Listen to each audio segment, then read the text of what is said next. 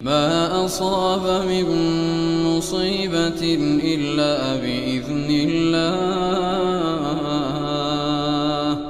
ومن يؤمن بالله يهد قلبه، والله بكل شيء عليم.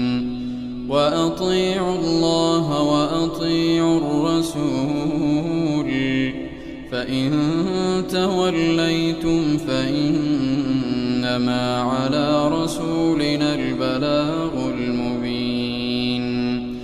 الله لا إله إلا هو، وعلى الله فليتوكل المؤمنون.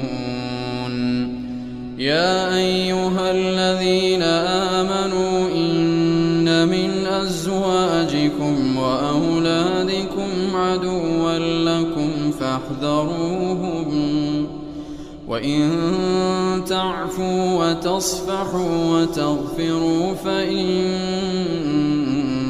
الله غفور رحيم.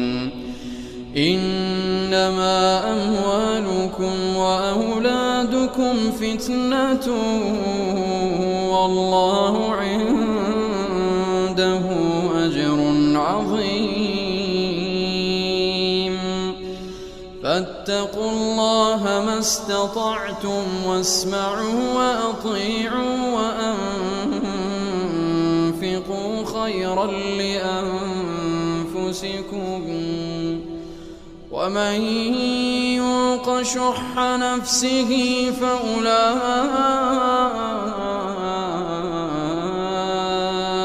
هم المفلحون.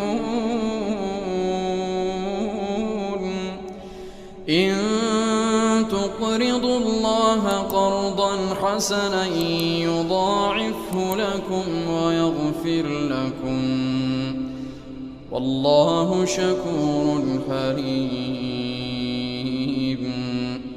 عالم الغيب والشهادة العزيز الحكيم.